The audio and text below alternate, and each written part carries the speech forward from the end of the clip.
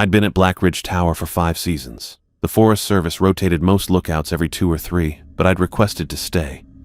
Something about the isolation settled me after Diane left.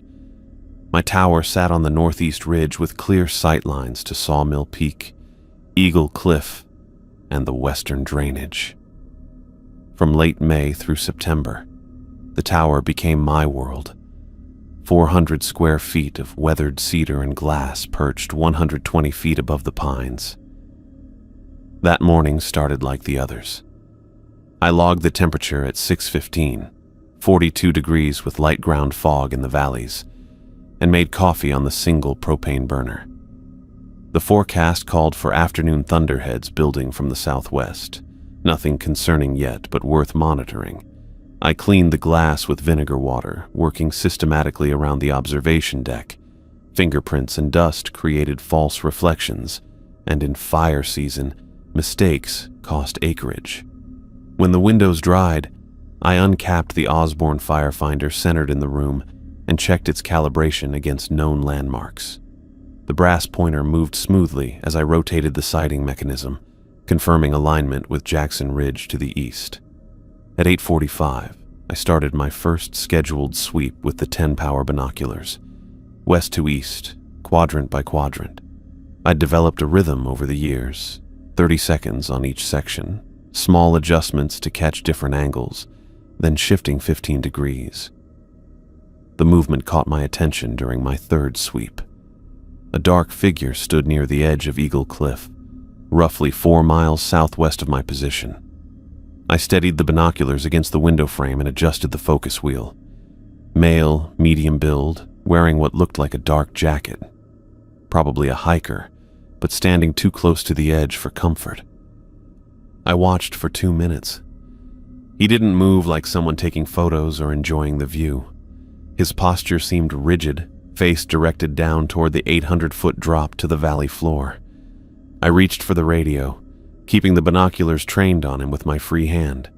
"Dave, this is Tom at Black Ridge. You copy?" The radio crackled with a light static. "Morning, Tom. Dave here. What's up?" His voice sounded clear despite the 4 miles between our towers. "I've got someone on Eagle Cliff, west face about 20 yards from the lightning-scarred pine, standing right at the edge. Can you confirm visual?" I waited, watching as the figure raised both arms outward, like a climber preparing to dive into water. "Negative, Tom. I don't have a visual on anyone at the cliff." Dave's response came after nearly 40 seconds of silence. "You sure? Dark jacket, standing right at the drop-off, should be visible from your southeast window." "I'm looking right at it. There's nobody there." I adjusted my position, double-checking the landmarks. The figure remained unmistakable against the granite backdrop. "Dave, he's still there. He's spread his arms out. I think he might—" The words caught as the figure leaned forward, weight shifting past the point of recovery. "He's jumping. He just went over." The radio stayed silent for several seconds. I tracked the falling form until it disappeared into the tree canopy below. "Dave, did you copy? Someone just jumped from Eagle Cliff. Right now, at 9:12. "Tom," Dave's voice returned, oddly measured. "I've been watching that area. There's nobody there, no jumper." I set the binoculars down and picked up the logbook, writing the exact time and coordinates. My hand left sweat marks on the page. "I'm reporting this to headquarters and heading out there," I said, pressing the talk button harder than necessary. "Maybe you need some rest," Dave replied. "5th season's a long stretch in isolation." I didn't respond, switching channels to reach the district office. Marlene picked up on the second hail. "Black Ridge Station, go ahead." "This is Walker at Black Ridge Tower. I need to report a possible suicide jumper at Eagle Cliff, west face. Witnessed through binoculars at 9:12 this morning." I recited the coordinates from the Firefinder reading and described what I'd seen. Marlene asked if I had photographic confirmation, which I didn't. Standard procedure was to maintain position and continue observation while rangers investigated. But Eagle Cliff was a 4-hour hike for anyone coming from the district office. "I'm going to check it myself," I told her. I can reach the base in under 2 hours. Negative, Walker. Protocol is clear. Maintain your post. There could be a survivor, I said, though we both knew the likelihood after an 800-foot fall was effectively zero. Fine. Log your departure and expected return. Take emergency equipment and maintain radio contact. Be advised we have thunderstorms expected by mid-afternoon. I packed methodically despite the urgency. 2 liters of water, emergency kit, map, compass, rain shell, headlamp, extra batteries for the handheld radio, protein bars. The weight came to 18 pounds with the first aid kit. I locked the tower and headed down the access trail at 9:42. The forest felt different on the ground. What looked like gentle slopes from above became steep traverses around fallen logs and boulder fields. I maintained a steady pace, stopping only to check my bearing and mark my route on the topo map. Dark clouds had gathered by the time I reached the drainage below Eagle Cliff. The first fat raindrops hit my shoulders as I worked through the dense understory, looking for any sign of disturbance in the brush or tree canopy where a body might have fallen. The rain intensified to a downpour within minutes. Water sheeted off the cliff face above, turning the forest floor into saturated sponge. I gridded the area systematically, working outward from where I calculated the impact point should be. Nothing. No broken branches, no disturbed ground, no clothing fragments, no body. Lightning cracked nearby, close enough that I smelled ozone. I continued searching for another 40 minutes before accepting I needed to head back. The storm had obliterated any tracks or evidence that might have existed. If someone had fallen here, there should be some trace. The absence felt more disturbing than finding a body would have been. I radioed my findings to headquarters, voice nearly drowned by the hammering rain on my jacket hood. No evidence of impact or victim located. Heavy rain has compromised the search area. Copy that. Return to your station immediately. Storms intensifying across your route. The hike back took nearly 3 hours against the weather. I reached the tower after dark, soaked despite the rain gear. After changing into dry clothes, I made detailed notes in the logbook, sketching the exact position where I'd seen the figure and mapping my search grid below the cliff. Around midnight, the storm finally passed. I stepped onto the observation deck, letting the clean, washed air clear my head. Through the darkness, I could just make out the lights of Dave's tower to the southwest. They glowed steadily, unlike the jumpiness in his voice when he denied seeing what I'd witnessed. I'd known Dave for 3 seasons. He'd always been reliable, straightforward. But today, something in his tone didn't match the words. I flipped back through the logbook, checking entries from the past week, looking for anything unusual in our communications.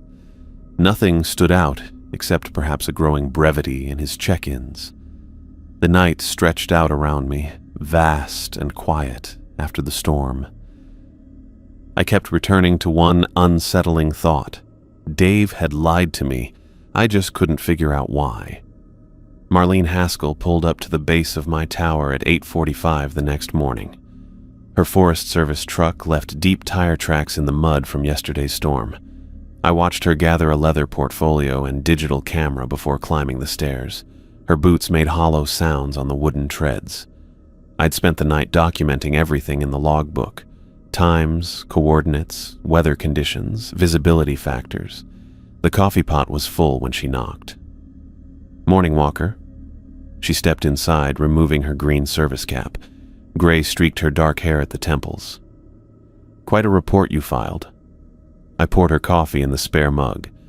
"Everything's in the log. I've marked the sight lines and calculated the drop trajectory." She nodded, accepting the coffee with her left hand while placing her portfolio on the table with her right. "I need to get your statement first, then we'll review your documentation." For the next hour, Marlene recorded my account on a small digital recorder. She interrupted only for clarification on timestamps and visual details. The process felt familiar. I'd filed incident reports before, though usually for lightning strikes or smoke columns. Never a jumper. The visibility was excellent, I explained, pointing to my weather log. Ceiling at 12,000 feet, humidity at 28%. I had clear sight lines to Eagle Cliff with 10-power binoculars. Marlene made a note. And you're absolutely certain about what you saw? Yes. Male figure, dark jacket, medium build. Stood at the edge for approximately 2 minutes before raising his arms and jumping. Her pen paused. You know as well as I do that isolation can affect perception. 5 consecutive seasons is a long stretch. I know what I saw. The words came out flatter than I intended. She didn't push, but turned to a fresh page. What about Dave's response? You reported he claimed to see nothing? Correct. He had clear sight lines from Sawmill Tower he should have been able to confirm.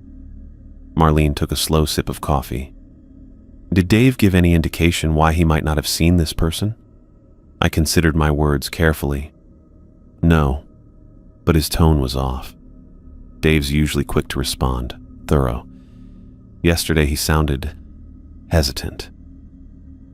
She made another note, then stood to examine my Osborne Firefinder. Her fingers traced the brass edge, professional habit-checking equipment. We'll send a team to search the base again, she said, though her expression suggested protocol rather than conviction. The storm might have obscured evidence. I'll also speak with Wilson at Sawmill.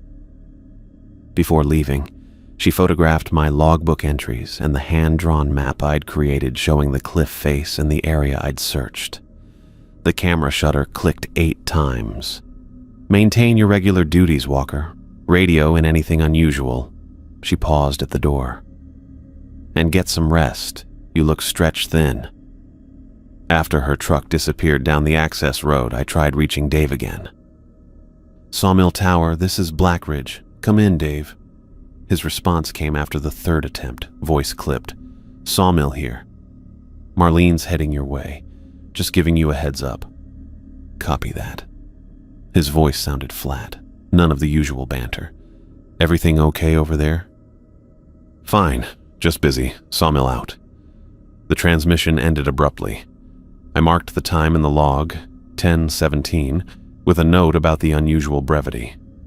At 2:35, Marlene radioed with an update. The search team had found nothing at the cliff base. No evidence of disturbance in the underbrush, no personal effects, no body. She'd spoken with Dave, who maintained he'd seen nothing unusual that morning. We'll file the report, she concluded. Keep your eyes open, but focus on your primary duties. Fire danger's increasing with this dry spell. I acknowledged and returned to my scheduled observations. The afternoon passed slowly. I logged 3 tourist campfires in permitted areas and a distant smoke column that dissipated after 20 minutes, likely a controlled burn from the Henderson property on the eastern boundary. The radio crackled at 22:41, startling me from a half-sleep in the observation chair. Dave's voice came through, barely above a whisper. Tom, you still up? I reached for the handset. I'm here. What's going on? I need to tell you something.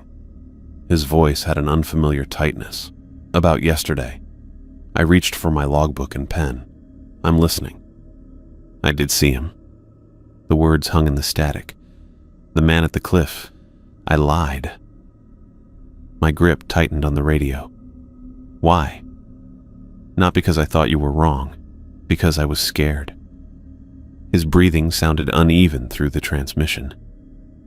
There was something wrong about him, Tom. The way he stood there. Like he wasn't really there, but was more there than anything else. If that makes any sense. It didn't, but I kept silent, letting him continue. And he looked right at my tower before he jumped, turned his head and looked directly at me, like he knew I was watching. A pause. Like he wanted me to see. I wrote his exact words in the logbook. Did you tell Marlene this? No. His response was immediate. She wouldn't understand. She'd think I'm... He stopped abruptly. Think you're what, Dave? Gotta go. Someone's here. Dave? Who's there? Dave? The transmission ended. I tried calling back 4 times with no response. At the 5th attempt, he answered, voice oddly composed. Sawmill Tower. Dave, who was there? You cut out. Sorry about that. Thought I heard something outside. False alarm. His tone had completely changed. Casual, almost rehearsed. Look, forget what I said earlier. Been a long couple of days. You said you saw the jumper, that he looked at your tower. Did I? Must be more tired than I thought. Let's talk tomorrow. The transmission ended before I could respond. I stared at the radio, then made detailed notes of the entire exchange, including the timestamps and the abrupt shift in his demeanor. I pulled out the topographic maps from the storage drawer and spread them across the table.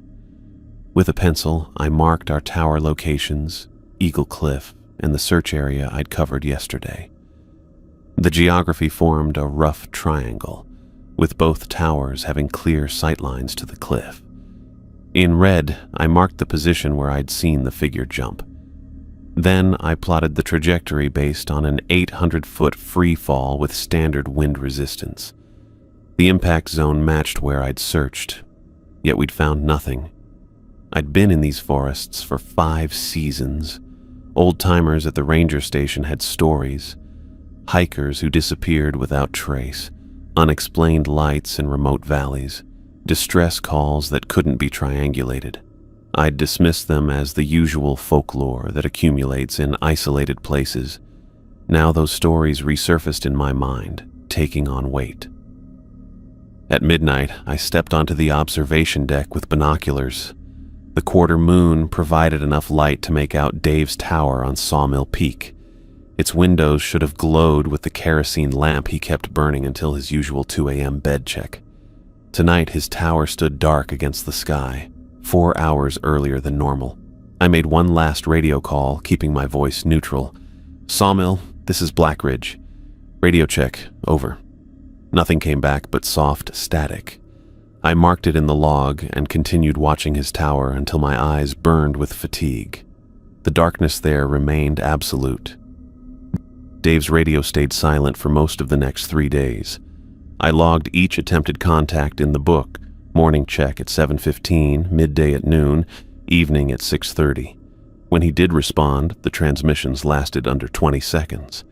Gone were the weather observations he'd usually append, the casual mentions of deer sightings or passing hikers. Conditions normal, nothing to report. His voice sounded stretched thin, like a rubber band pulled to its limit. I marked the changes in my logbook, noting timestamp, duration, and specific wording. The pattern showed clear deviation from 5 years of established habits. On the 3rd day, I radioed headquarters after my evening sweep. Marlene, this is Walker at Blackridge. Got a minute? Go ahead, Tom. Paper rustled in the background. It's about Dave. His communication's been off since the incident. Minimal responses, delays in acknowledging transmissions, wanted to get it on record. A pause stretched before she answered. He seemed fine when I visited, bit tired maybe. When was that? Day before yesterday, around 1100 hours. More paper shuffling. I'll note your concern. Planning a supply run to both towers next week anyway. Appreciate it.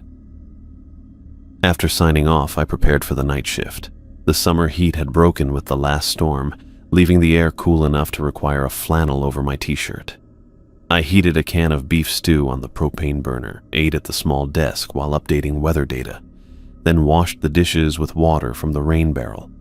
The night routine never varied. Final exterior scan with binoculars, temperature logging, equipment check, windows secured. By 2300 hours, I'd powered down to the small reading lamp and nighttime radio. Sleep came in shallow drifts. Something felt wrong in a way I couldn't articulate. At 2:17, I woke suddenly, unsure what had pulled me from sleep. The air in the tower felt unusually still. A faint orange glow caught my peripheral vision. I rose from the bunk and moved to the southeast window, where a distant light flickered against the darkness. I reached for the binoculars hanging by the door and steadied them against the window frame. The focus knob needed 3 full turns before the image clarified. A bonfire burned in a clearing approximately 2 miles southeast of my position, flames reaching maybe 4 feet high. 2 figures stood beside it, black silhouettes against the orange light. I scanned the area, checking for vehicles or tents. Nothing visible. No access road led to that clearing. Just dense forest and undergrowth. Campers sometimes hiked in, but rarely that deep, and almost never at night. The figures moved deliberately around the fire, maintaining equal distance from each other. Not the random movements of people warming themselves or cooking, but measured steps like a rehearsed pattern. One figure stopped abruptly and turned, not toward the fire, but directly toward my tower. Their arm raised in a slow, deliberate motion. A wave. My hand tightened on the binoculars. The distance was too great to discern facial features, but the gesture was unmistakably directed at me. They knew they were being watched. I set the binoculars on the desk and reached for the radio. "Sawmill Tower, this is Black Ridge. Dave, you awake? Over."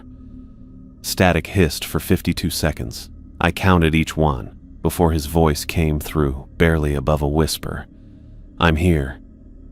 There's a bonfire in the southeastern clearing about 2 miles from my position. 2 individuals. One of them just waved at my tower. Can you confirm visual?"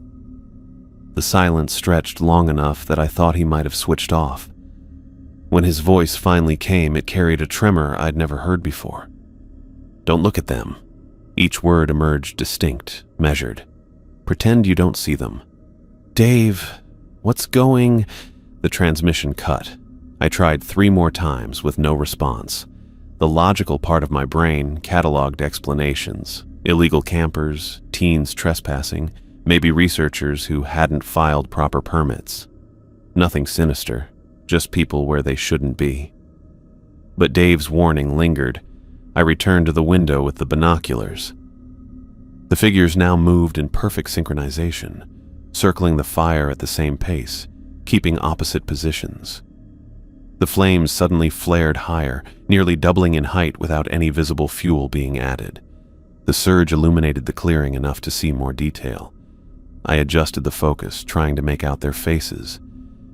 Where features should have been, eyes, nose, mouth, the firelight revealed only smooth, indistinct surfaces, like mannequins or people wearing flesh-colored masks. The impression lasted only seconds before the flames receded to their previous height, casting the figures back into silhouette. I stepped away from the window, binoculars still clutched in my left hand. My right had already picked up a pencil, automaticity taking over as I began logging what I'd seen. The familiar process of documentation steadied my breathing.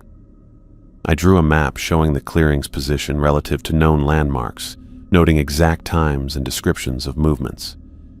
At the bottom of the entry, I wrote, "Subjects appeared to lack distinct facial features when illuminated by fire surge. Possible explanation: distance distortion, smoke effects, or masks." I continued observing until 4:38, when the fire diminished to embers and the figures retreated into the tree line. No further radio contact from Dave came despite 3 additional attempts. Dawn broke clear and cool at 5:52. I made coffee, logged the morning temperature at 47 degrees, and checked the day's forecast. Clear skies, light winds from the northwest, low fire danger. After the morning radio check to headquarters, still nothing from Dave, I packed a day bag with water, compass, map, first aid kit, and radio. The tower protocol required logging any departure. I wrote my intended route and estimated return time, then locked the door behind me. The forest felt different on the ground than it appeared from above. Pine needles cushioned my steps as I followed a game trail southeast. The nearest official path lay half a mile west, but this route would cut 20 minutes off the journey. Shafts of morning light penetrated the canopy, creating bright patches on the forest floor.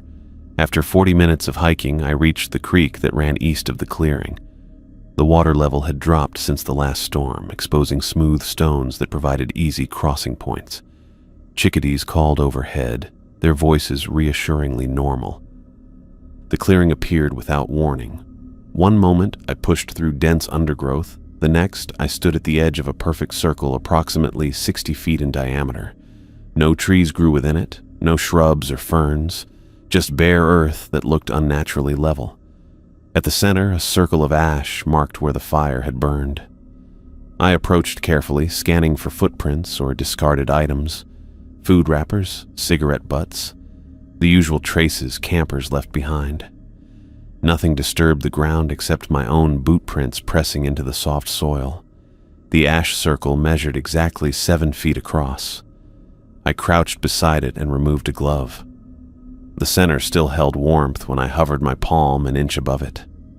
I touched a fingertip to the ash, finding it soft and fine-grained, without the chunks of partially burned wood typical of campfires. Around the circle's perimeter, the ground showed no sign that anyone had stood there. No depressions from weight, no scuff marks, no transfer of ash beyond the perfect boundary. I photographed the site with a small digital camera I carried for official documentation, then made rough measurements using my boot length as reference.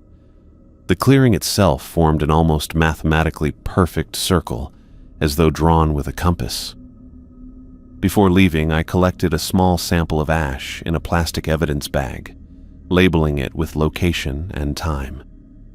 The morning breeze picked up as I sealed the bag, carrying away some of the finer ash particles. They didn't behave like normal ash, rising in a perfectly straight column before dispersing rather than scattering in the direction of the wind. On the hike back, I found myself checking over my shoulder more often than necessary. The forest had resumed its normal sounds, birds calling, branches creaking, the distant rush of the creek, yet something felt off about the spacing of trees, as though they'd been arranged rather than grown naturally. I reached the tower at 11:23, exactly 4 minutes ahead of my estimated return time. After unlocking the door, I placed the ash sample on the desk and made detailed notes of everything I'd observed. The radio crackled as I finished the entry. "Blackridge, this is Marlene. Scheduled to check in." I picked up the handset. "Blackridge here, all normal." I considered mentioning the bonfire and my investigation, but hesitated. Without evidence beyond a circle of ash and my own observations, the report would sound like the beginning of another isolated lookout story. Those never ended with continued employment. "Any contact from Wilson today?" Marlene asked. "Negative. Still not responding to scheduled checks. I've moved up my supply run. I'll be at his tower tomorrow morning." "Copy that. I'll maintain regular attempts to contact."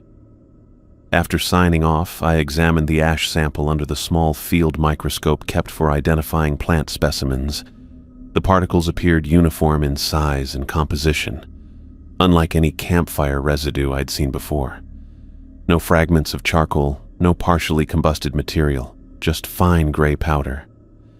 I sealed the sample and logged it, then returned to my regular duties. The day passed with the familiar rhythm of weather readings, terrain scans, and documentation. No smoke columns appeared, no unusual movements in the forest below. When night fell, I found myself avoiding the southeast windows, focusing instead on routine tasks until exhaustion overtook wariness. As I drifted towards sleep, the radio beside my bunk emitted a brief burst of static that shaped itself almost into words before fading back to silence. I returned to the tower after sunset, climbing the stairs with muscles stiff from sitting in the observation chair all day. The radio's message light blinked steadily in the dimness. 3 missed calls, all from headquarters, all within the past 2 hours. I hung my jacket on the peg beside the door and pressed the callback button. Marlene answered on the second tone. "Tom, where have you been?" Her voice carried an edge I hadn't heard before. "Regular exterior patrol." I glanced at my logbook where I'd noted my departure time. Documented in the daily log as required. "Dave's gone dark," she said without preamble. No response to scheduled check-ins since 0600 this morning. I looked toward Sawmill Peak through the west window. No lights visible in Dave's tower. The silhouette sat black against the deepening blue sky.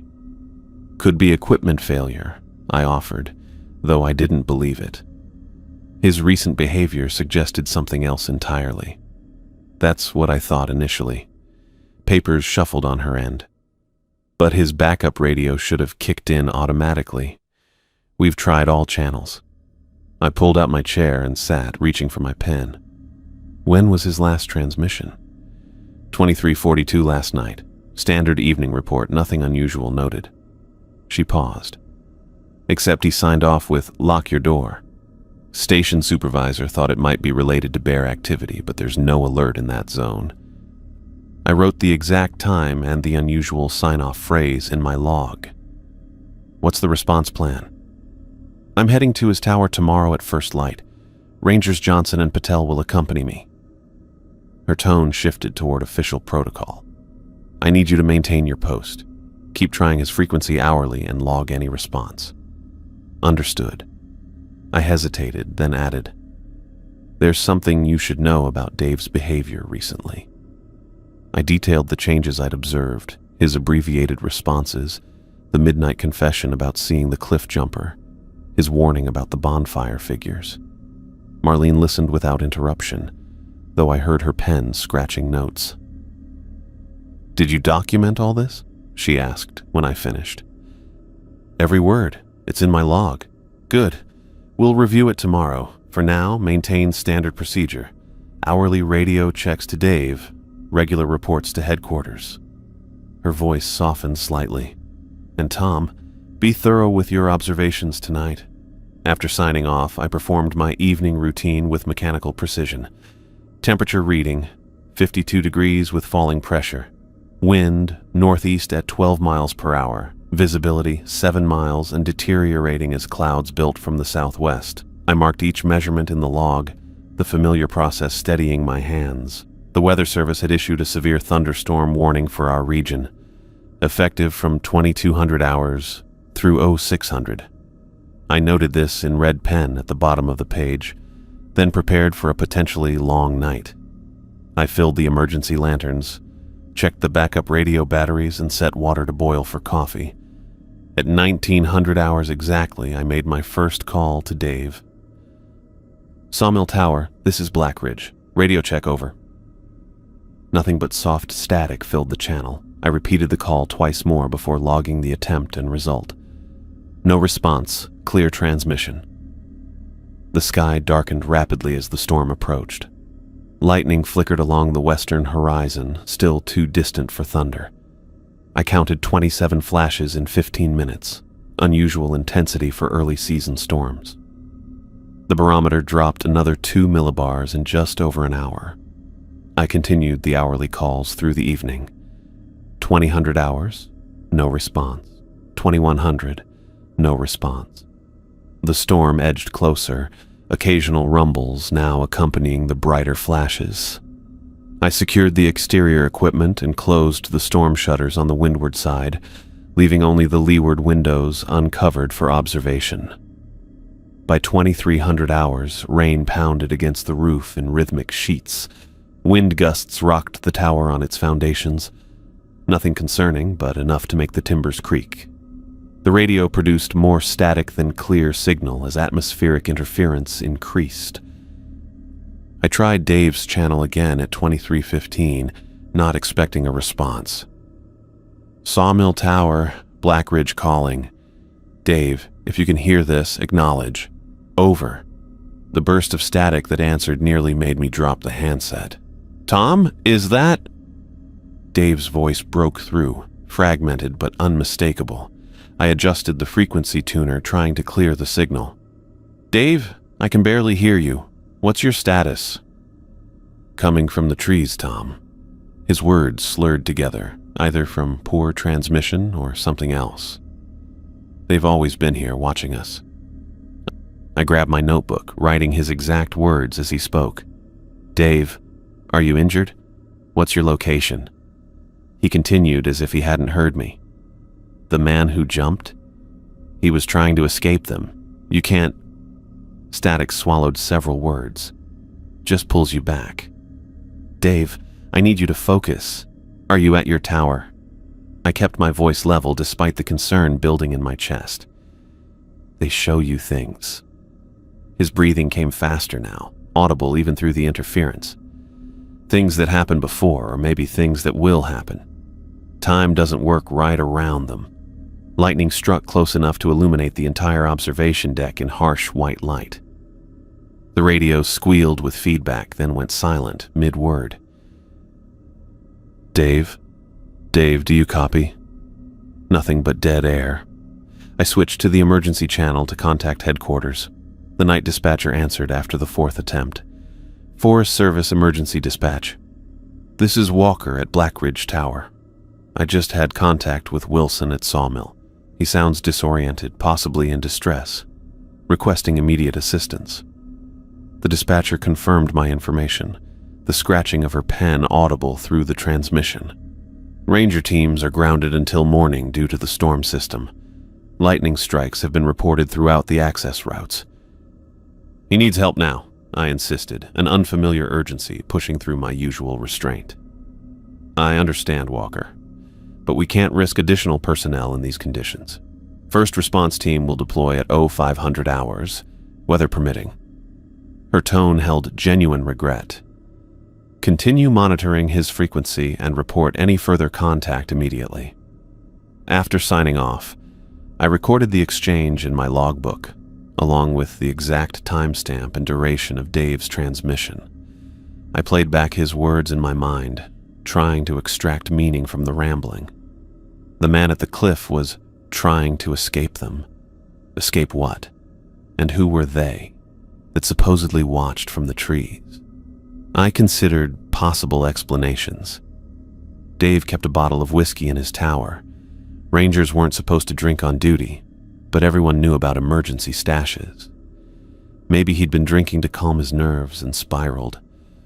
Or perhaps isolation had finally cracked something in him. 5 seasons was unusually long for a lookout rotation, but Dave had been here for 3 himself. Neither explanation fully satisfied. Dave's voice hadn't sounded drunk, it had sounded afraid.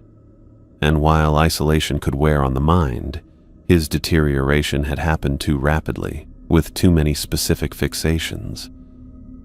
The third possibility, that something genuinely wrong was happening at Sawmill Tower, seemed simultaneously the least and most likely. Thunder cracked directly overhead, rattling the windows in their frames. The lights flickered once, twice, then stabilized. I checked the generator connections and fuel level, finding both nominal. 23:48. Less than 7 hours until the rescue team would deploy. Between thunderclaps, a different sound caught my attention. 3 distinct knocks at the base of the tower door. My hand froze on the logbook page. No one should be out in this storm. No vehicle had approached. I would have seen headlights on the access road. I reached for the heavy flashlight I kept beside the desk, its machined aluminum body fitting my palm like a tactical baton. I moved to the stairs, listening. Another series of knocks, more insistent this time. Wind could cause branches to hit the structure, but not with that rhythm, not with that deliberate spacing between sounds. "Who's there?" I called down the stairwell, my voice steady despite the tension coiling at the base of my spine. No answer came except the howl of wind forcing its way through the seams around the door. I descended 5 steps, then stopped to listen again. Nothing but storm sounds now. I continued down, flashlight raised, until I reached the ground-level landing. The door remained closed, its deadbolt engaged as I'd left it. Through the small window, I could see only darkness and rain. I pressed my ear against the wood, hearing nothing unusual, then carefully slid the bolt back and pulled the door open 2 inches. Wind immediately forced it wider, bringing a spray of cold rain. I braced my boot against the bottom edge and shined the light outward in a sweeping arc. The beam revealed only wet earth, battered undergrowth, and rain falling in diagonal sheets. No footprints in the mud, no vehicle tracks, no sign anyone had approached. I secured the door again, testing the lock twice, then climbed back upstairs. Water dripped from my sleeve onto the logbook as I recorded the incident. 23:53. Heard knocking at base door. 3 distinct knocks followed by 3 more after approximately 20 seconds. Investigation revealed no evidence of human presence. Weather conditions severe with wind gusts, estimated at 30-35 mph. Possible natural explanation: loose equipment or debris. I couldn't convince myself of that explanation, but I wrote it anyway. The alternative, documenting my growing suspicion that whatever affected Dave had followed me here, would read like the beginning of a psychological evaluation. The rest of the night passed in a cycle of attempted radio contacts, weather observations, and careful listening. The storm peaked around 2:15, with lightning strikes close enough to leave afterimages on my retinas. Each flash illuminated the forest in freeze-frame snapshots. Trees bent sideways in the wind, water sheeting off the roof edge. The access road transformed into a muddy river. Between each lightning burst, the darkness felt heavier, more complete. Twice I thought I saw movement at the tree line, something more deliberate than wind-whipped branches. I kept the binoculars ready but never managed to catch anything definitive in the brief illumination. The knocking didn't return. I transcribed Dave's exact words on a separate page, analyzing each fragment. They're coming from the trees. Who? Specific entities or metaphorical? They've always been here, watching us. Implies long-term presence unnoticed until recently the man who jumped was trying to escape them. Connects Cliff Jumper to whatever Dave fears. They show you things that happened before, or maybe things that will happen. Suggests hallucinations or visions. Time doesn't work right around them. Most concerning statement: complete detachment from reality. I drew connections between these statements and Dave's previous behavior. His lie about not seeing the jumper, followed by his confession. His reaction to the bonfire figures. His increasingly erratic communication pattern. A picture emerged of someone experiencing escalating paranoia, centered on being watched by entities that somehow manipulated perception or reality itself. The storm began to subside around 4:30. Lightning still flickered occasionally to the east, but the thunder had faded to distant rumbles. Rain continued steadily, but without the previous intensity. I made one final attempt to reach Dave at 4:45, receiving nothing but static in return. Through the eastern window, the faintest lightening of the sky promised dawn within the hour. First response teams would deploy soon. I updated the logbook with current conditions. Temperature 48 degrees, wind diminished to 8 miles per hour from the west, precipitation continuing but moderate. Barometric pressure rising slowly. As I finished writing, the radio emitted a burst of static that almost, but not quite, shaped itself into words. I adjusted the frequency, trying to capture it again, but the channel remained silent afterward. I poured my 5th cup of coffee and carried it to the observation deck. The eastern horizon showed a thin line of lighter gray beneath the cloud cover. In that dim pre-dawn light, I could just make out the silhouette of Sawmill Tower against the sky. No lights showed in its windows. No smoke rose from its chimney despite the chill. The structure stood as a dark cutout against the gradually brightening background, revealing nothing about what waited inside. The storm blew itself out sometime before dawn. I woke at 5:15 to the sound of water dripping from the eaves rather than pounding against the roof. Sunrise revealed a landscape transformed. Branches scattered across the clearing below. Rivulets of mud carving new channels down the access road. The sky washed clean to a pale blue. I performed the morning radio check at 6 on the dot. Sawmill Tower, this is Blackridge. Radio check. Over. Nothing but a soft hiss of static. I logged the attempt, then switched channels to contact headquarters. Blackridge to Forest Service dispatch. Morning check-in. The signal wavered but held. A dispatcher I didn't recognize answered, her voice breaking intermittently. Reading you, Blackridge. Rescue team deployment has been delayed. Multiple trees down across Sawmill Access Road. Estimate. Static swallowed several words. 4 hours minimum. I pressed the transmit button. Confirm 4-hour delay. Any contact from Wilson? Negative. No transmission from Sawmill since your report. I glanced westward where Dave's tower stood dark against the morning sky. 4 hours minimum, maybe 6 or 8 in reality, depending on the damage. Request permission to investigate Sawmill Tower personally, I said. The pause stretched long enough that I thought we'd lost connection. Negative, Walker. Maintain your post. Rescue team will... More static. Standard protocol. Copy that, I responded, though my decision had already solidified. After signing off, I made a full entry in the logbook, documenting weather conditions, communications, and the rescue delay. At the bottom, I wrote in block letters, emergency departure at 6:45. Destination, Sawmill Tower to check Wilson's welfare. Estimated return, 1,400 hours. I packed methodically, first aid kit, water purification tablets, emergency blanket, 3 protein bars, extra radio battery, flashlight, pocket knife, compass, detailed topographic map. The backpack weighed 11 pounds when finished. I added my rain jacket despite the clear sky. Mountain weather changed without warning. Before leaving, I took one last look at my logbook entries from the past week. The pattern of Dave's deterioration stood out in stark relief when viewed chronologically, from normal communications to cryptic warnings to frightened rambling. Whatever had happened at Sawmill Tower hadn't been sudden. I locked the tower door at 6:45 exactly, testing the handle twice before descending the stairs.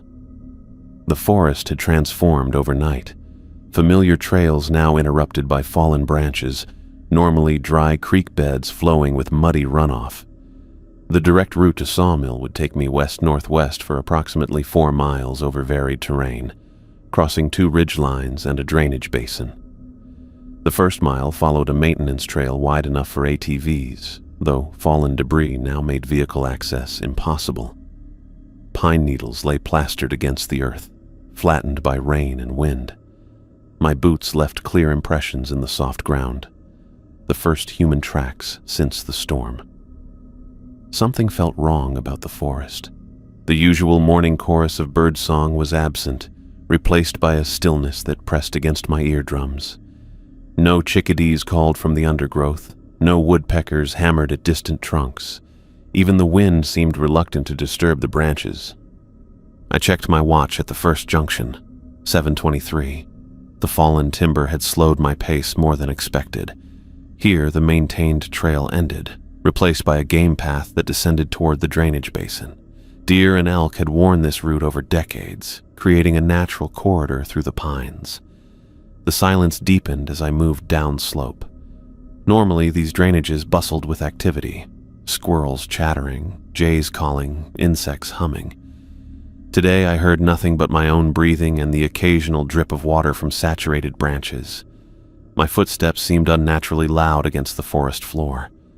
I crossed the swollen creek at 7:49, using a fallen pine as a makeshift bridge. The water ran fast beneath me, brown with sediment. On the opposite bank, the game trail continued upward toward the ridge separating my territory from Dave's. Halfway up the slope, a flash of unnatural color caught my eye. Something blue against the browns and greens of the forest floor. I altered course to investigate. A single hiking boot lay on its side in the mud. Standard issue Timberland, Forest Service approved, size 11. The same brand Dave wore. I crouched to examine it, noting the distinctive wear pattern on the outer heel where Dave's slight limp affected his gait. The laces had been tied, not broken, or untied, as if the foot had somehow been pulled free, while laced. 10 feet away, partially buried in wet leaves, I found his radio. The casing showed no damage, but the battery compartment hung open and empty. I pocketed it automatically, more evidence for whatever investigation would follow. I called his name, the sound swallowed by the dense trees. Dave. No response came except the drip of water from leaves. I marked both locations on my map before continuing upward, eyes scanning for additional items. Nothing else appeared along the path. The climb to the ridgeline took another 35 minutes. From the crest, Sawmill Tower became visible approximately 1 mile west, a slender silhouette rising above the tree canopy. I descended the western slope at a controlled pace, testing each foothold on the rain-slicked ground. The silence persisted, creating a pressure against my eardrums that made me swallow repeatedly to equalize. Not even insects stirred in the underbrush. The base of Sawmill Tower came into view at 9:28. Unlike my own tower with its reinforced concrete foundation, Dave's stood on a stone base that had been constructed in the 1940s.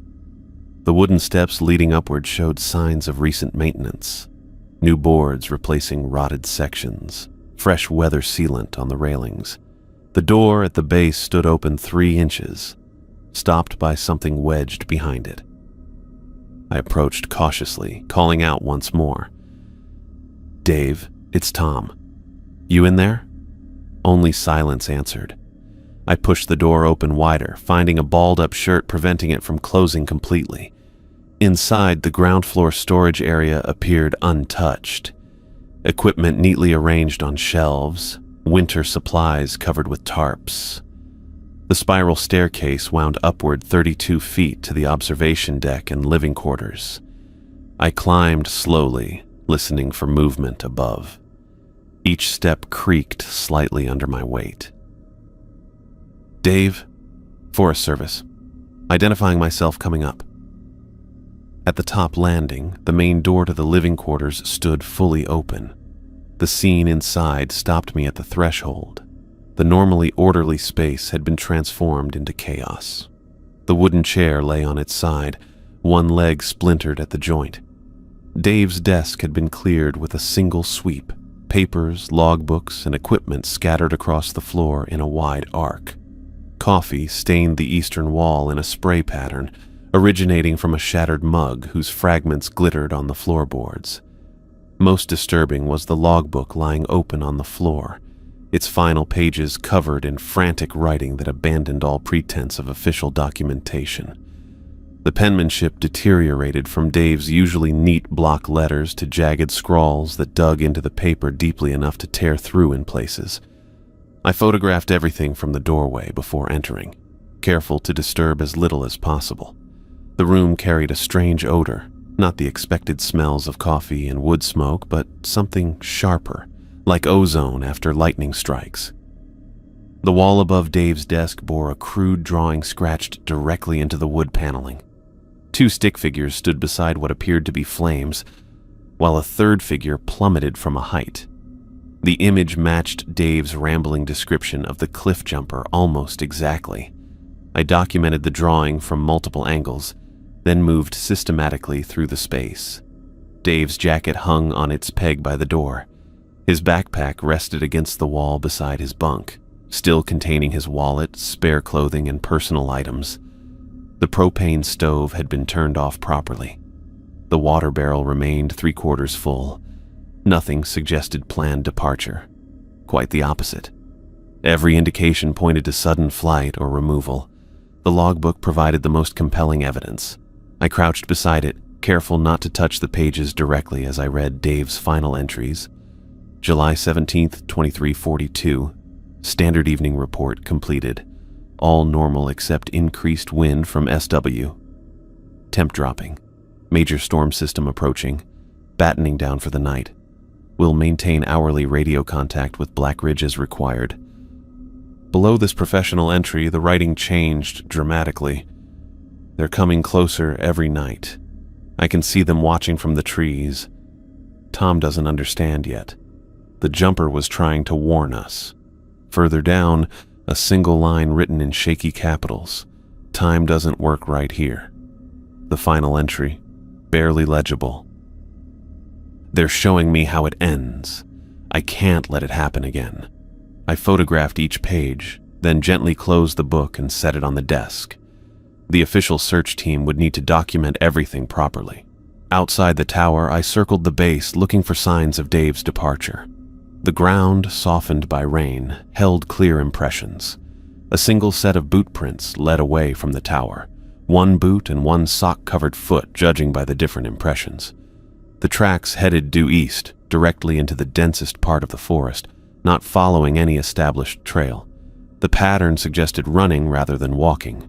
Deep heel strikes, widely spaced steps, occasional slide marks where he'd lost footing on the wet ground. Not the path someone would choose for rational travel. I followed the tracks 50 yards into the forest before stopping to mark my map. The trail continued straight into wilderness area. Thousands of acres of unmanaged forest, with no roads, no trails, and few landmarks. Searching alone would be foolhardy at best, potentially fatal at worst.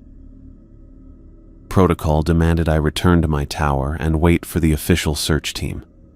The responsible action would be to provide them with all the evidence I'd gathered, then let them conduct a systematic search with proper equipment and personnel. I checked my watch, 10:17. The rescue team wouldn't reach Sawmill for at least another 2 hours, assuming they cleared the road debris without further delays. Then they'd need time to document the scene before beginning any search. Dave's tracks would be at least 6 hours old by then. The trail already showed signs of deterioration from moisture seeping up through the soil. I stared into the forest where his footprints disappeared among the trees. The unnatural silence pressed against me from all sides.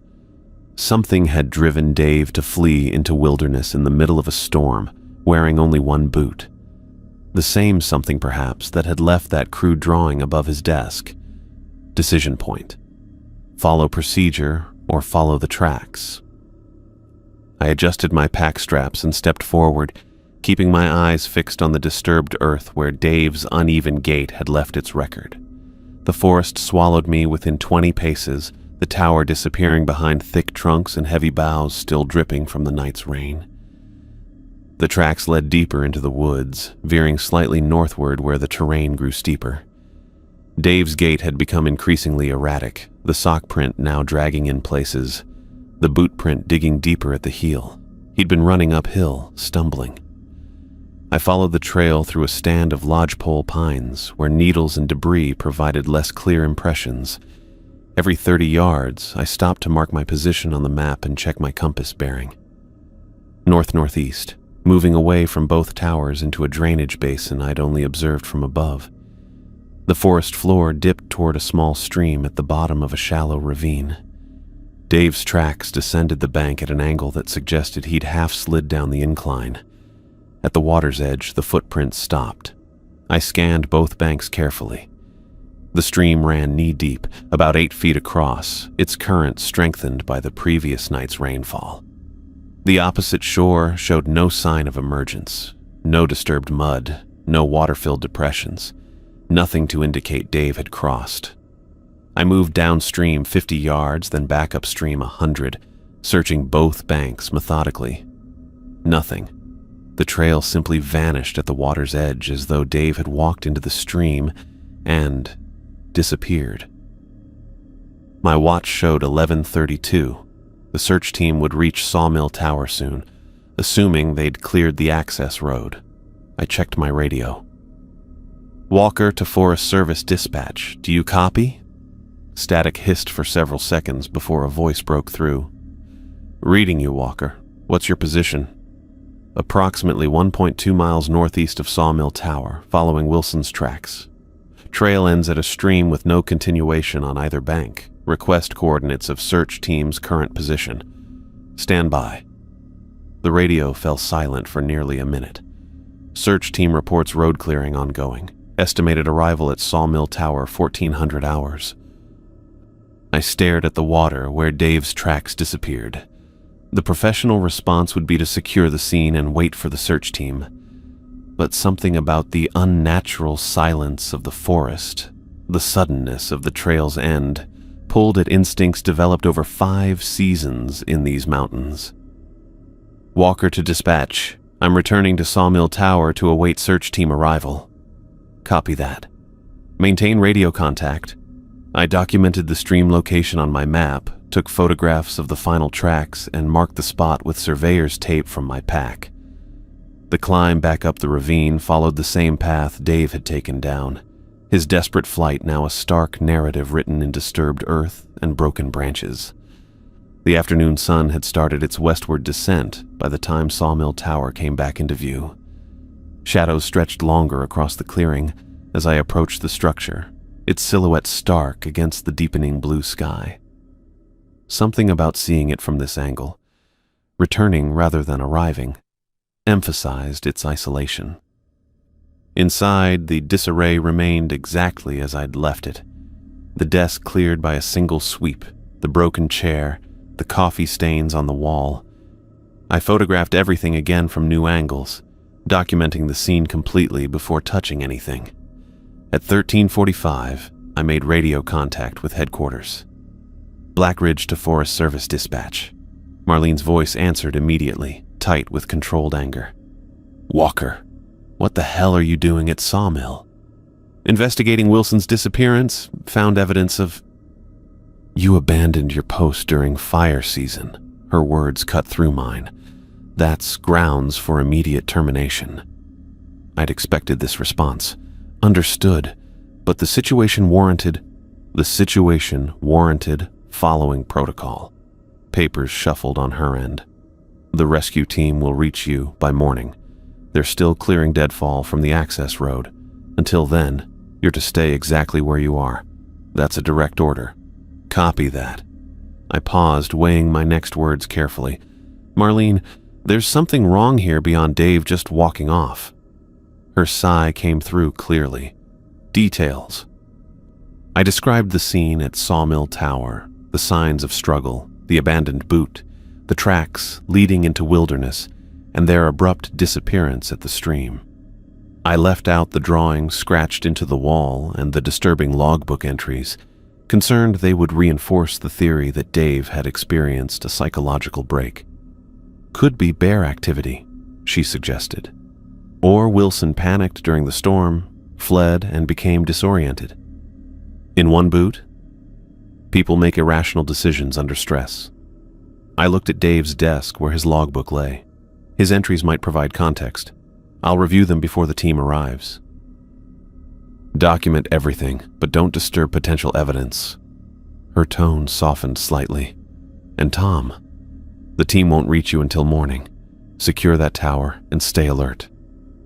After signing off, I conducted a thorough inventory of the tower's supplies. The propane tank showed 3/4 full. The water barrel contained approximately 15 gallons. Food stores included standard emergency rations sufficient for 2 weeks. Dave's personal effects remained undisturbed in his footlocker. Spare clothing, toiletries, a paperback novel with a bookmark at page 63. The tower's generator had shut down at some point during or after Dave's departure. I checked the fuel level, nearly empty, and refilled it from the reserve tank stored on the ground floor. The engine caught on the third pull, restoring electricity to the tower. With daylight fading, I returned to Dave's logbook. The final entries I'd already seen, but I worked backward through the pages, tracking the deterioration of his mental state through his own documentation. 2 weeks earlier, his entries appeared normal. July 3rd, 08:15. Morning conditions clear. Temp 58 degrees, wind WSW at 6 mph. No smoke observed in any quadrant. Tourist activity light at Eagle Point Campground. July 4th, 22:30. Documented 3 approved campfires at designated sites. Temp holding at 62 degrees with 15% humidity. Fire danger, moderate. The change began subtly, almost imperceptibly, around July 7th. July 7th, 03:12. Movement observed at tree line below western slope. Possible elk or bear. Too dark for positive ID. Note: check for tracks at first light. July 7th, 06:45. No tracks found where movement observed. Ground undisturbed. July 8th, 23:50. Lights in valley northwest of tower. Too regular for campfire. Too bright for flashlight. Disappeared when observed through binoculars. The entries grew increasingly focused on unexplained observations. July 10th, 01:30. Third consecutive night of tree line movement. Always same location. Always same time. Nothing visible through night scope. July 11th, 14:20. Time discrepancy noted. Tower clock reads 14:20. Wristwatch reads 15:05. Both batteries replaced yesterday. July 12th, 22:10. Objects on desk rearranged during perimeter check. No wind. Door locked. Second occurrence this week. By mid-month, Dave's handwriting had begun to change, becoming tighter and more angular. July 14th. They stand at the edge of the clearing now, only visible from corner of eye. When I turned directly, nothing there. Tried photographing. Camera battery drained immediately. Not natural. July 15th. Temporal anomalies increasing. Watched same hawk catch same mouse 3 times in identical pattern. Tom doesn't notice anything wrong. Maybe they're only showing me. July 16th. The man at the cliff will jump tomorrow. I've seen it already. Tom will see it too. They want us both to see it. It's how they mark us. The final coherent entry read, "They're showing me how it ends. I can't let it happen again." I closed the logbook, documenting the progression in my own notes. Dave's deterioration appeared consistent with psychological breakdown, paranoia, delusions, time disorientation, but the specificity troubled me. He'd predicted the cliff jumper event before it happened. The tower grew dimmer as sunset approached. I switched on the desk lamp and continued my investigation, pulling out drawers and checking every compartment. In the bottom drawer, beneath a stack of weather reports, I found a small, leather-bound journal that wasn't part of standard equipment. Inside, Dave had compiled research on local disappearances dating back over 100 years. Names, dates, locations, all meticulously documented and cross-referenced. Some entries included newspaper clippings, others handwritten accounts apparently transcribed from historical records. He'd mapped them using a Forest Service topographical chart, marking each disappearance with a red X. The pattern was unmistakable. A rough circle approximately 12 miles in diameter, centered on an area labeled Whisper Hollow. I checked my own map. The hollow lay approximately 4 miles northeast of Sawmill Tower, in the direction Dave's tracks had been heading. The same location where I'd observed the bonfire and figures several nights ago. The journal's final pages contained frantically scrawled notes, boundaries thin during electrical storms, doors open at astronomical alignment, time loops observed by multiple witnesses. See Henderson account 1932. They cannot physically cross but can pull others through. Same entities observed over 120-year period. Between pages, I found a yellowed newspaper clipping that had been folded multiple times. The Riverdale Gazette, August 28, 1976. The headline read, "2 Forest Service employees missing after storm." The accompanying photograph showed 2 men in Forest Service uniforms standing beside a lookout tower. The caption identified them as Henry Marsh and Samuel Blackwood, missing since August 25th. My hand wasn't entirely steady as I held the paper closer to the light. Samuel Blackwood's face, the set of his jaw, the shape of his eyes, bore an uncanny resemblance to Dave, and Henry Marsh could have been the cliff jumper's brother. Outside, thunder rumbled in the distance. I moved to the window and saw clouds building on the western horizon, dark and heavy with potential energy. The forecast hadn't mentioned another storm system so soon after the last. I returned to Dave's journal, finding a hand-drawn diagram on the final page. A circle divided into quadrants, with symbols I didn't recognize marking specific points along its circumference. In the center, Dave had written, "The cycle repeats until broken." The tower lights flickered once, twice, then stabilized. I checked the generator's fuel gauge, still nearly full. Another rumble of thunder, closer this time. The radio crackled with static. I adjusted the frequency, but the interference only intensified. Darkness fell rapidly as the storm approached. Through the western window, I watched lightning illuminate the cloud formations from within. The tower lights flickered again and went out completely. The generator's hum died mid-cycle, leaving only silence. In the sudden darkness, I reached for my flashlight. Before I could switch it on, a sound came from below, the distinctive creak of weight on the bottom stair. Then another. Slow, deliberate footsteps ascending toward the tower room. I moved away from the window, positioning myself against the wall beside the door, The footsteps continued their measured pace. 9, 10, 11. I counted 17 stairs in total. The footfall stopped just outside the door. "Dave," I called, receiving no answer. The handle turned slowly, metal scraping against metal in the darkness. As the door began to open, I raised my flashlight like a baton, prepared for whatever might enter. A slash of light cut through the darkness as the door swung open. I stood pressed against the wall, flashlight raised, breath held in my chest. Marlene Haskell stepped over the threshold, water streaming from her Forest Service jacket onto the wooden floor. She didn't see me until I lowered the beam from her face. "Jesus Christ, Walker." She reached for the sidearm at her hip, then relaxed when she recognized me. "Were you planning to beat me with a flashlight?" I lowered my arm. "Thought you weren't coming until morning. Changed my mind." She shook water from her hair and scanned the disordered room. "Power's out?" "Generator died when the storm hit. Worked fine earlier." Marlene removed her jacket and hung it by the door. Water pooled beneath it on the floorboards. "Roads are a mess. Nearly went off the ridge twice between mile markers 8 and 12. I checked my watch. 9:23. She'd made the drive in terrible conditions alone after dark. Not standard protocol. "Couldn't wait for the team?" I asked. She pulled a waterproof camera from her bag. "Your call didn't sound like a standard missing person situation." I switched on the battery lantern I'd found in Dave's emergency kit, positioning it on the desk to illuminate the room.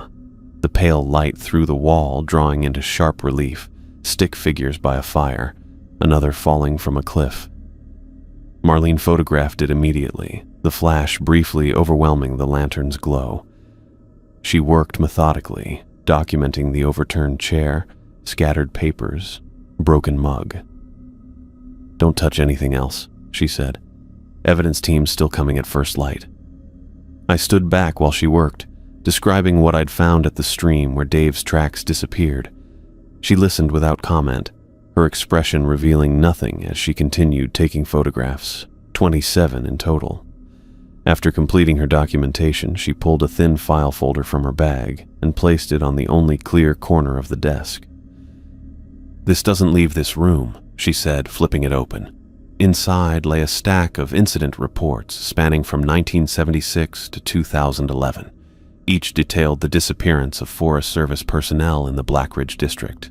8 cases total, 16 missing persons. 2 always go missing at once, I noted, scanning the dates. Always in July or August, always during or immediately after electrical storms. Marlene nodded. "There's a reason we normally rotate lookouts every 2 seasons in this district, and why we don't station anyone out here alone." I looked up from the reports. "You knew this could happen?" "We knew there were statistical anomalies." She retrieved a topo map from the file, unfolding it across the desk. Red circles marked the location of each disappearance. No bodies ever recovered, no equipment found, just empty towers and cabins. I pulled Dave's journal from the drawer where I'd found it, placing it beside Marlene's map. Dave was researching the same pattern. She flipped through the journal, her expression hardening at the increasingly frantic entries. Classic isolation syndrome. We see it in long-term lookouts sometimes. Paranoia, delusions, environmental misinterpretations. That doesn't explain how he predicted the cliff jumper, or this. I tapped the map where Dave had marked previous disappearances, creating a circle centered on an area labeled Whisper Hollow. Coincidence, or he accessed old records?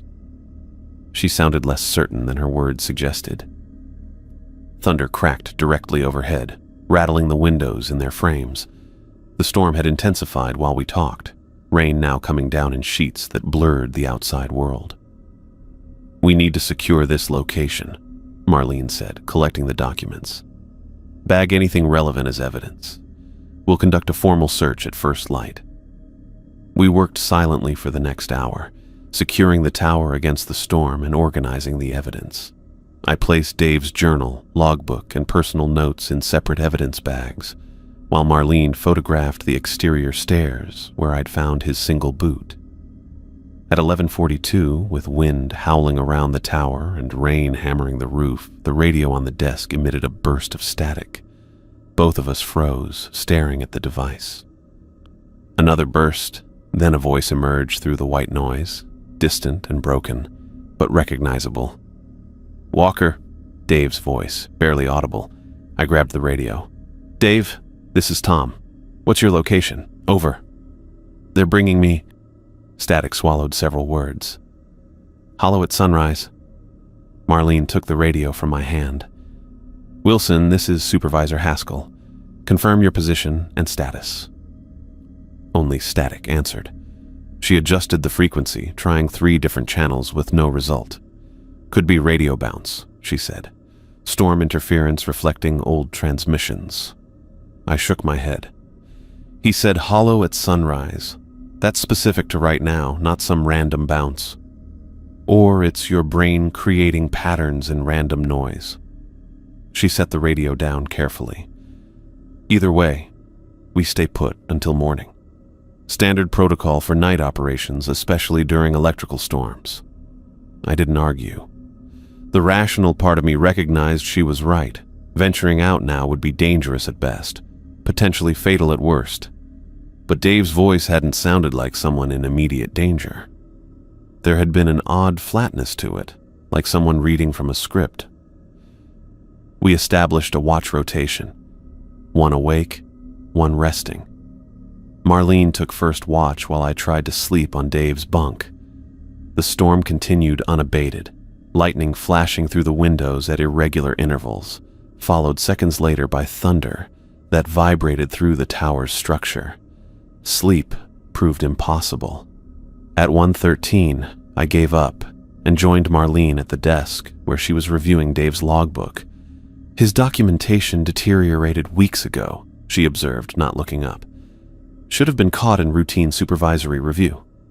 "He maintained normal radio procedures until 3 days ago," I said. "Nothing in his communications indicated psychological issues." She gave me a sidelong glance. "You reported behavioral changes." "After the cliff jumper incident, not before." Marlene closed the logbook.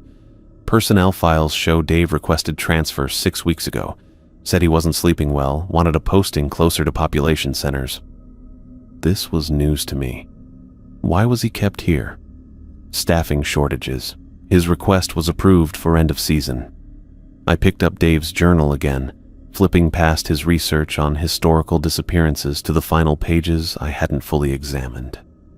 The frantic writing gave way to more structured notes on something he called the Watchers. The entities exist outside normal time. They observe from the spaces between moments. Multiple witnesses describe them as more absence than presence, with features that shift when directly viewed. The next page detailed what Dave believed to be their hunting methodology. They select individuals who observe them back. Lookouts, hikers, anyone who notices the patterns. First contact occurs through temporal anomalies, déjà vu, missing time, objects moving.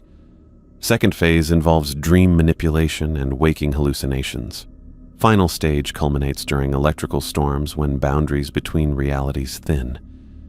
Dave's handwriting grew increasingly erratic as the entries continued. They cannot physically cross, but can pull others through. The fire is the doorway.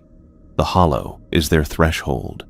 The final pages contained what appeared to be first-hand accounts from previous victims, transcribed in Dave's handwriting, but attributed to others.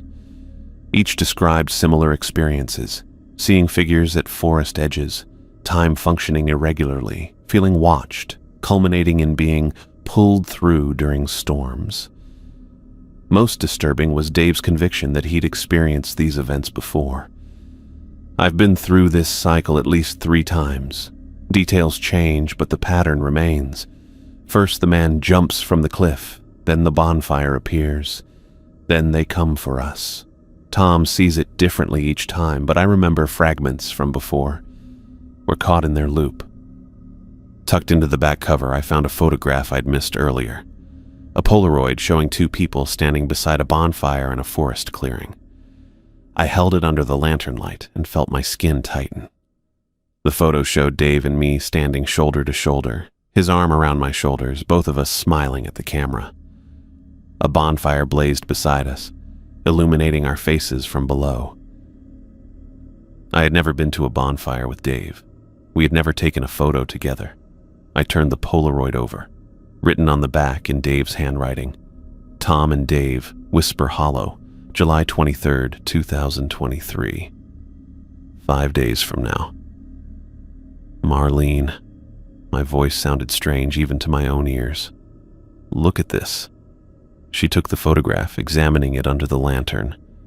Where did you get this? Dave's journal. Look at the date. She flipped it over, reading the inscription. Her expression remained neutral, but I noticed her hand tighten slightly on the photo's edge. Easily faked, she said, setting it down. Digital manipulation, printed on old Polaroid stock. Why would he fake it? Part of his delusion, creating evidence to support his theories. She slid the photo back into the journal. We've seen this before in isolation cases. Lightning struck somewhere nearby, close enough that the flash and thunder came simultaneously. The tower shuddered beneath us. We need to check that generator again, Marlene said, rising, and secure these windows before they blow in. I helped her fasten the storm shutters, working methodically around the tower's perimeter. Outside, the forest was transformed into a churning mass of shadow and movement, trees bending beneath the wind's force. When we finished, Marlene checked her watch. 3 hours until first light. I'll take watch until 0500, then we'll gear up for the search. We're going to Whisper Hollow, I said. It wasn't a question. She hesitated, then nodded once. We'll follow his tracks from the stream. If there's any chance Wilson's alive, that's our best lead. I returned to Dave's journal while Marlene monitored the radio. For the next 2 hours, I read everything he'd compiled on the Hollow. Historical accounts from loggers who'd worked the area in the 1880s, survey reports noting unusual magnetic anomalies, local stories about hunters who entered and emerged days later with no memory of lost time. One account from 1932 described a Forest Service ranger who claimed to have lived the same week repeatedly, watching his partner disappear under different circumstances each time until he finally broke the cycle by taking his own life in the Hollow. The ranger's body was discovered at the base of Eagle Cliff, though he'd left a journal describing his suicide by different means at the Hollow. Outside, the storm began to ease. Rain fell more steadily now, rather than in violent sheets, and the thunder moved eastward, growing more distant with each passing minute. At 4:37, I began organizing our equipment for the search. Standard protocol required daylight operations, but first light would come by 5:30. We could be underway by 6. I laid out Dave's maps, plotting our route to Whisper Hollow. According to his coordinates, it lay approximately 4 miles northeast of Sawmill Tower. A 2-hour hike under normal conditions, perhaps 3 given the storm damage. We'll need to maintain continuous radio contact with base, Marlene said, checking her equipment. Hourly position reports, documented visual observations only. I nodded, packing the essentials: water, first aid kit, compass, emergency rations, spare batteries. The photo from Dave's journal sat on the desk beside my pack, its impossible image a challenge to everything I thought I understood about reality. The sky had begun to lighten incrementally when the radio crackled again. This time, Dave's voice came through with unnerving clarity. Tom, they're bringing me back through. Meet at the Hollow at sunrise. Come alone. Marlene and I stared at each other across the desk. The transmission hadn't been broken or staticky. Every word came through perfectly, as though Dave were in the next room. I reached for the radio, but she stopped my hand. That's not Wilson, she said quietly. How do you know? Because that's not how radios work. She flipped the device over, showing me the battery compartment. Empty. This hasn't had power since you brought it back from the stream. First light broke in thin gray bands through the storm shutters. I'd been awake for hours, studying Dave's maps while Marlene methodically checked and rechecked our gear. The powerless radio sat between us on the desk, its dead batteries a physical contradiction to the clear transmission we'd heard. Ready? Marlene secured her pack straps, tightening them across her shoulders. I nodded, folding Dave's map along its creases. The route to Whisper Hollow appeared straightforward, 4 miles northeast, following a series of old logging paths that converged at the drainage basin. We'd reach it by mid-morning if we maintained steady pace. Standard search protocol, Marlene said, checking her compass. Visual sweeps, documentation of all significant findings, hourly position reports to headquarters. And if we find Dave? Her expression remained neutral. Depends on his condition. We departed Sawmill Tower at 6:12, locking the door behind us. The forest had transformed overnight. Branches ripped from trunks lay scattered across the access path, and rivulets of rainwater carved channels through the soil. We navigated through debris in silence, Marlene consulting her GPS every few hundred yards. The logging trail appeared on our left after 20 minutes, marked by a weather-worn Forest Service post. According to Dave's map, this path would take us directly to the basin that preceded the hollow. Marlene paused at the junction, frowning at her GPS. Signals intermittent. Switching to backup navigation. She pulled out a compass and orienteering map, confirming our heading before proceeding. The trail narrowed as we continued, transitioning from maintained path to what barely qualified as a game trail. Overhead, the canopy thickened, filtering the morning light into mottled patterns on the forest floor. This can't be right, Marlene said after 40 minutes. She checked her map again, then examined a topographical feature to our right. That rock formation should be on our left if we're heading northeast. I consulted Dave's map. The trail might curve to avoid the wetland ahead. We pressed on. The path grew increasingly difficult to follow, sometimes disappearing entirely beneath fallen debris before reappearing yards later. After another half-mile, we reached a distinctive lightning-struck pine, its trunk split and blackened. I stopped, examining the tree. We've passed this before. Impossible. Marlene checked her compass. We've maintained consistent heading. Look at the split pattern, same tree. She examined it closely, then pulled out her camera and took a photograph. Marking this location. We'll verify on the return trip. We adjusted course slightly, using the compass rather than following the fading trail. The forest grew denser, underbrush catching at our legs with each step. After 20 minutes, we emerged into a small clearing dominated by a familiar lightning-struck pine. Marlene's expression hardened. Same tree, different approach angle. I checked my watch. 8:47. We'd been walking for more than 2 hours and had somehow circled back to the same location twice. Dave's map shows no topographical features that would force a circle, I said, unfolding his handwritten notes. But look at this. I pointed to a notation in the margin. Conventional navigation fails near boundary. Use the trees. What does that mean? Marlene asked. Not sure, but he's marked these symbols at intervals along the route. I indicated small sketches resembling elongated Ys. Marlene studied them, then scanned our surroundings. There.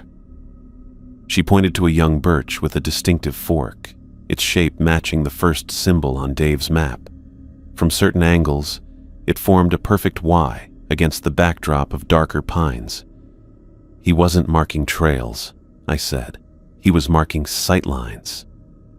We positioned ourselves where the birch aligned precisely with the symbol's orientation on the map.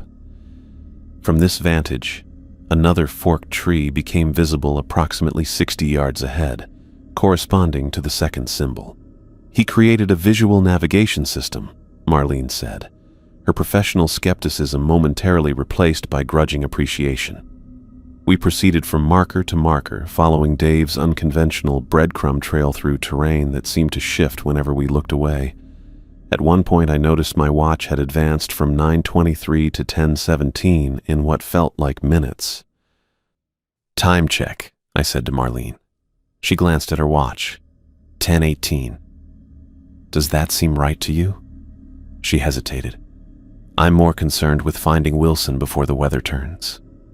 The sky had remained clear since dawn, but now clouds gathered along the western horizon, too soon for the forecasted afternoon system. We increased our pace, following 3 more tree markers before reaching a steep ridge that didn't appear on either of our maps. "We need elevation," I said. "Get our bearings." We climbed the unexpected ridge, loose stones sliding beneath our boots. From the top, the forest spread below us in all directions, and there, impossibly, lay Whisper Hollow, a perfect circle of treeless ground approximately 200 yards in diameter, visible through a gap in the canopy. The problem was its location, southwest of our position, not northeast as every map indicated. "That's not possible," Marlene said, checking her compass. The needle swung erratically, settling nowhere.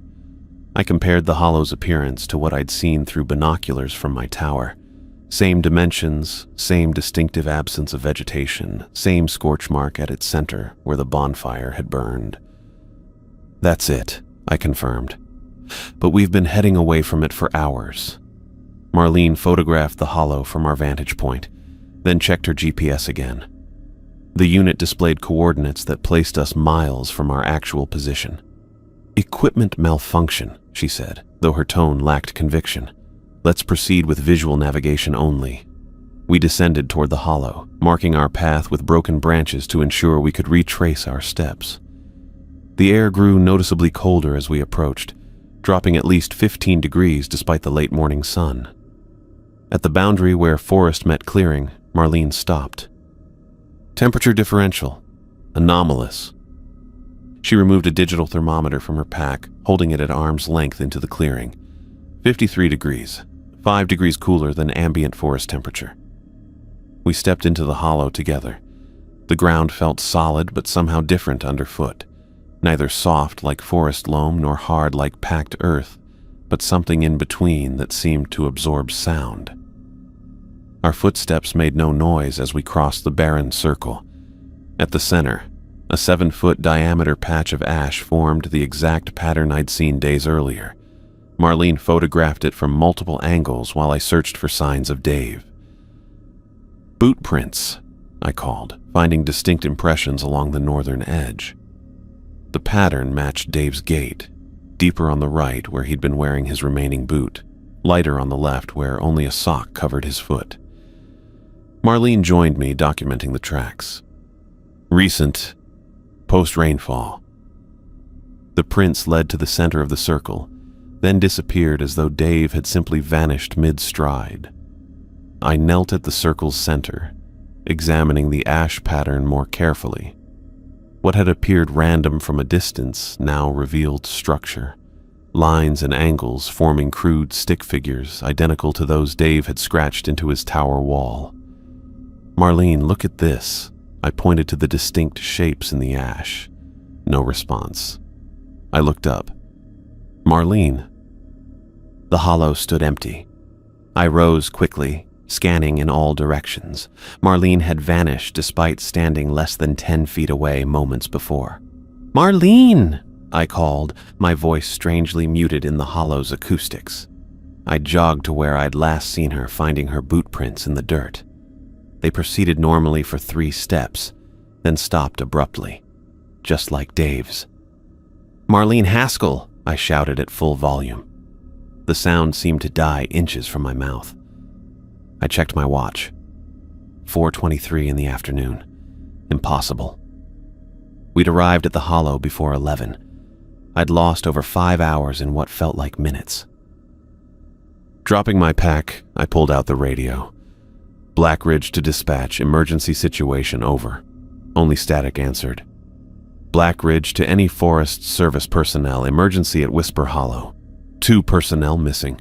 Request immediate assistance.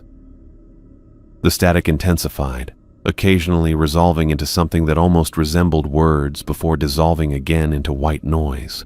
The sun hung low on the horizon now, shadows stretching across the hollow from the surrounding trees. I gathered my equipment and headed for the edge of the clearing where we'd entered, following our marked path. 20 yards of walking brought me back to the ash circle at the center. I tried again, choosing a different direction, focusing on a distinctive lightning-damaged tree at the perimeter. Again, I found myself returning to the center despite moving in a straight line. The sun dipped lower. Darkness gathered under the trees at the hollow's edge. As shadows lengthened, I noticed movement among them. Subtle shifts that disappeared when directly observed. I approached the perimeter, heading toward a section where I'd seen movement. The closer I got, the more the distance seemed to stretch, the edge remaining consistently 30 yards away despite my continued forward motion. From the trees, something watched. I couldn't see faces or forms, just the negative space their presence created, areas of deeper darkness that shifted position when I wasn't looking directly at them. The sun vanished abruptly, plunging the hollow into twilight that deepened to darkness within minutes. I switched on my flashlight, its beam creating a small circle of visibility that seemed to compress the darkness around it rather than dispel it. The watching presences drew closer, maintaining a constant distance just beyond my light's reach. Not approaching, not retreating, waiting. I returned to the center and emptied my pack, assessing resources. 2 protein bars, 32 ounces of water, emergency blanket, first aid kit, headlamp, spare batteries, fire starter kit, Dave's journal, and maps that no longer matched the territory. Night fell completely. The temperature dropped another 10 degrees. Without the sun, my only reference points disappeared, leaving me alone in a perfect circle of darkness, with no way out and unknown figures watching from its edges. I gathered fallen branches from the hollow's edge, never venturing more than 15 feet from the ash circle. Each trip to the perimeter revealed the same phenomenon.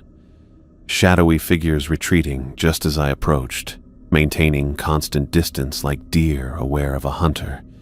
The branches felt unnaturally dry despite the recent storm, their surfaces papery against my palms. My training took over. Build shelter, establish warmth, conserve resources. I arranged the branches in a pyramid over the ash circle using Dave's journal pages as tinder.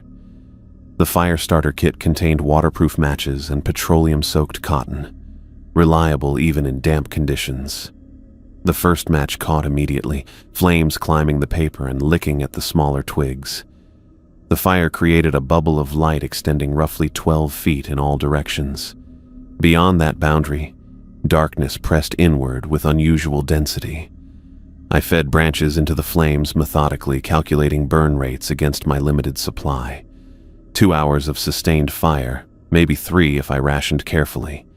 My watch read 7:35, though the true time remained suspect. Full darkness had fallen less than an hour after Marlene's disappearance. Either night had come hours early, or my perception of time had become untethered from reality. I ate half a protein bar and sipped water, watching the boundary where firelight met darkness. The shadowy figures had organized themselves equidistantly around the perimeter, roughly 8 of them spaced like points on a compass. When I focused directly on any single position, I saw nothing, just deeper pockets of darkness. But in my peripheral vision, they took on vague human shapes, standing motionless. The temperature continued dropping.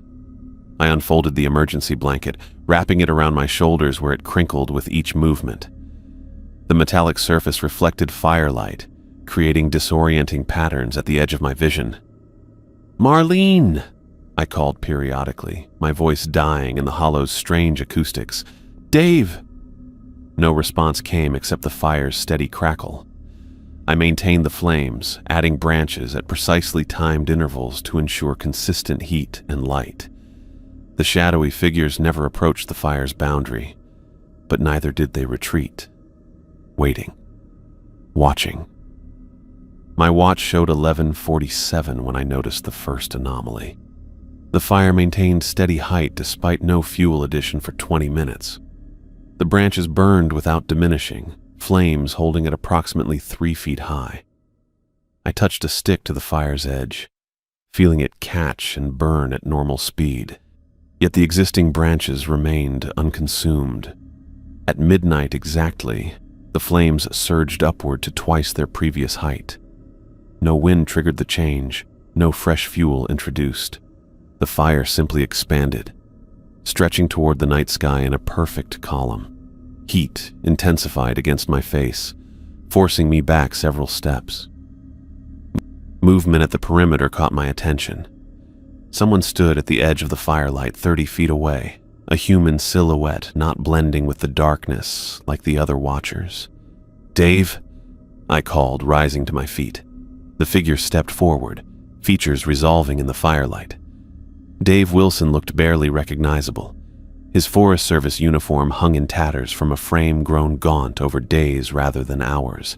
Hollow eyes reflected the flames, set deep in a face that had acquired new lines and angles. He stood just beyond the fire's reach, bare feet planted on the hollow's dirt. "Dave!" I moved toward him, boots crunching against the ash. "You shouldn't have come."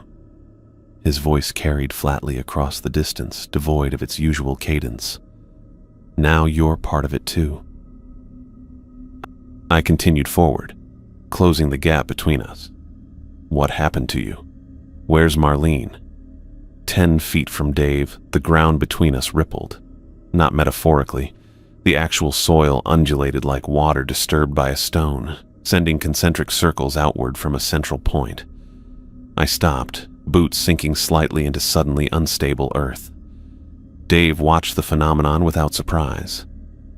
"They exist outside normal time." He spoke mechanically, as though reciting memorized text. "The forest is their hunting ground. Has been for centuries." "Who are they?" I gestured toward the shadowy figures maintaining their position around the perimeter. "The Watchers. They feed on fear and confusion.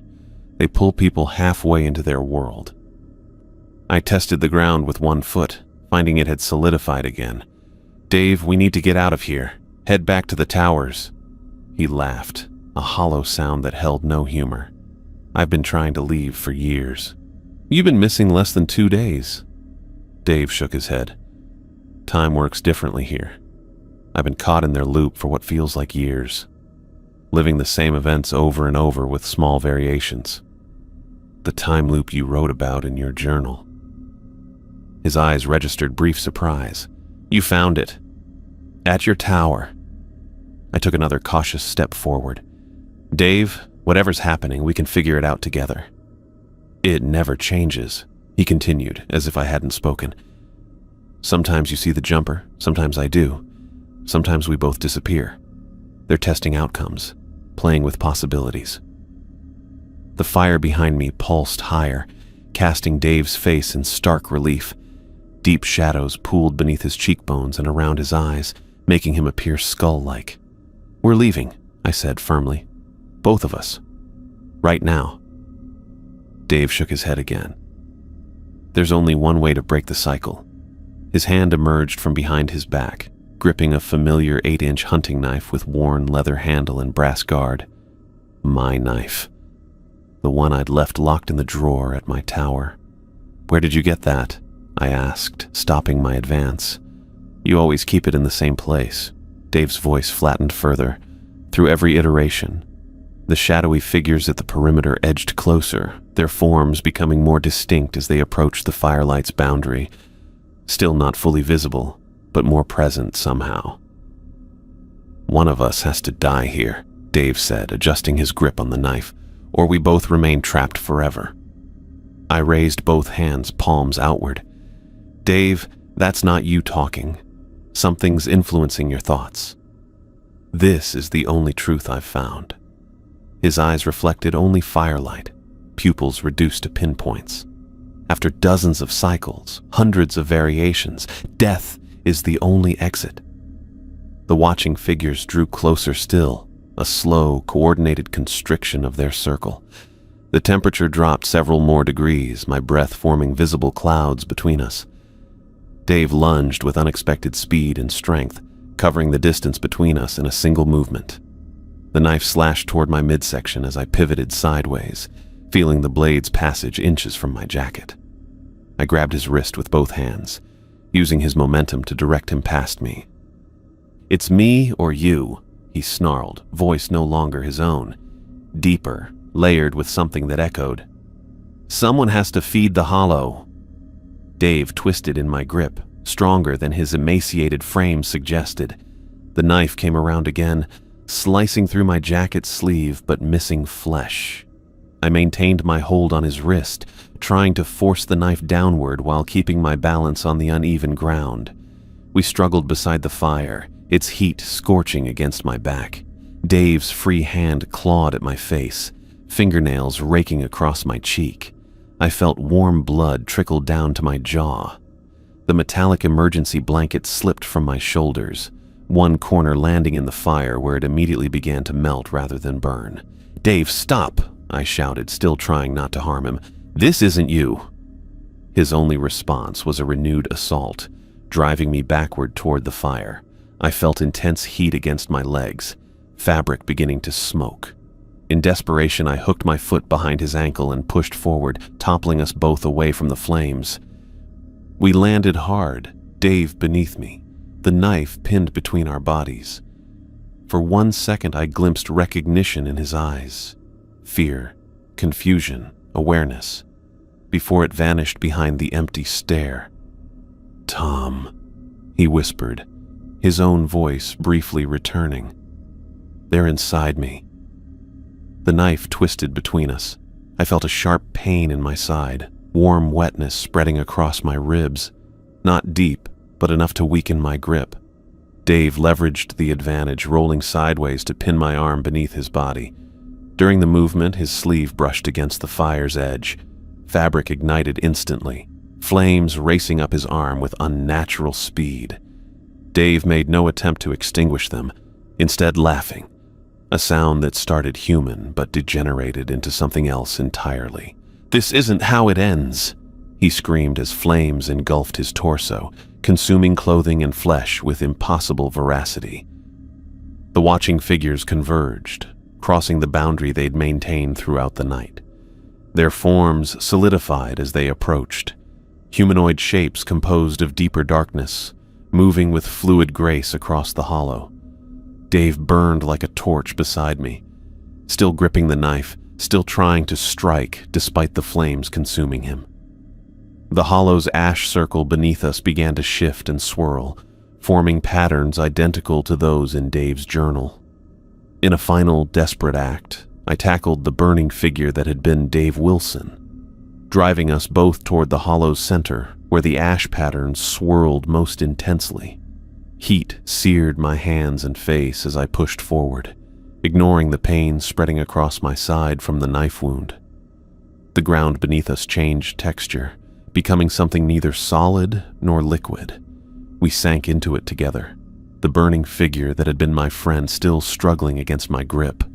The last thing I saw was the circle of watchers, forming a perfect ring around the fire. Their featureless faces turned downward as the hollow's center swallowed us completely. Then absolute darkness. Light penetrated my eyelids in painful pulses, antiseptic smell, mechanical beeping at regular intervals. Something rigid around my torso restricted each breath to shallow sips of air. I opened my eyes to institutional ceiling tiles, off-white, pitted with tiny holes in perfect rows, hospital. The realization came with detached certainty. "He's responsive," a female voice said from somewhere to my right. A face appeared above me, middle-aged woman, dark hair pulled tight beneath a surgical cap, crow's feet around steady eyes. She held a pen light that tracked left to right across my vision. "Mr. Walker, can you hear me?" I tried to speak, but produced only a rasp. My throat felt scoured with sandpaper. Someone pressed a plastic cup against my lips, and I sipped lukewarm water that tasted impossibly sweet. "You're at Riverside Regional," the doctor said. "I'm Dr. Lieberman. You've been unconscious for 3 days." 3 days. The information floated, disconnected from meaning. How did I? My voice cracked, triggering a coughing fit that sent lances of pain through my ribcage. "Search team found you Tuesday morning at the base of Eagle Cliff," she continued. "Severe concussion, 3 broken ribs, moderate dehydration." Eagle Cliff, the jumper. Dave. Fragments of memory collided without cohesion. I remembered fire, darkness, figures watching from the trees, but nothing about returning to Eagle Cliff. "What day is it?" I asked. "Friday, July 23rd. The date snagged something in my memory. Important. I couldn't place why. "Your supervisor is waiting outside," Dr. Lieberman said. "Short visit only. You need rest." She adjusted something on the IV drip beside my bed and left. Minutes later, Marlene Haskell entered wearing her Forest Service uniform, hair pulled back in a tight ponytail. Her expression remained professionally neutral, but the tightness around her eyes betrayed concern. "Walker." She nodded, taking the chair beside my bed. "Good to see you conscious." "What happened?" I asked, hoping you could tell me. She placed a leather portfolio on her lap. "You missed 3 scheduled radio check-ins. When you didn't respond to emergency channels, we deployed search teams to both towers." "Both towers," I repeated. "You were with me, at Whisper Hollow." Her forehead creased slightly. "No, I wasn't. I coordinated the search from district headquarters." The certainty in her voice didn't match my fragmented memories. I recalled her photographing Dave's tower, examining his logbook, walking beside me as we followed his unconventional tree markers. "You disappeared," I insisted. "In the hollow. The ground just—" "Walker," she cut me off firmly. "I've been at headquarters since Wednesday morning. We never went to any hollow together." The confidence in her denial felt absolute. Either my memories were false, or something had altered hers. "Dave," I said. "Did you find him?" Marlene's posture stiffened. "Wilson remains unaccounted for. We're classifying it as abandonment of post pending investigation. He didn't abandon anything. He was with me in the hollow when— Tom." The use of my first name stopped me. The official incident report cites equipment failure and hazardous weather conditions as contributing factors. "You experienced a traumatic head injury after leaving your assigned post without proper authorization." I noticed the careful language, the bureaucratic framing. The report had already been written, the narrative established. "There are no unauthorized structures or clearings matching your hollow description within the search grid," she continued. "The GPS data from your equipment shows erratic movement through unmapped terrain before your signal disappeared completely." "And how did I end up at Eagle Cliff?" "Unknown. You were found approximately 40 yards from the cliff base with no equipment except your uniform and boots." She opened her portfolio and withdrew a form. "You're being placed on medical leave for the remainder of the season. Full pay and benefits, conditional on completing a psychological evaluation before reinstatement." "The others who disappeared," I said. "The pattern Dave found. It's real, Marlene." Something flickered behind her eyes, recognition perhaps, or fear quickly suppressed. "Focus on recovery, Walker." She placed the form on my bedside table. "We'll process all the paperwork, nothing for you to worry about." She stood to leave, pausing at the door. "Your personal effects from the tower will be shipped to your home address. Standard procedure for mid-season departure." After she left, I pressed the morphine button twice, letting medicated darkness pull me under. They discharged me 6 days later with a prescription for pain management and contact information for 3 different therapists specializing in trauma recovery. My ribcage remained wrapped in elastic bandages, and headaches pulsed behind my eyes whenever light grew too intense. My sister Rachel drove me to her place in Clearwater, 80 miles from the nearest Forest Service boundary. She had prepared the spare bedroom with fresh sheets and blackout curtains, placing a pitcher of water and medication on the nightstand. "Marlene called me," she explained when I asked how she knew I was injured. "Said you had an accident on the job. For 2 weeks, I slept 14 hours a day, waking only to eat whatever Rachel placed before me and shuffle to the bathroom. The concussion symptoms receded gradually.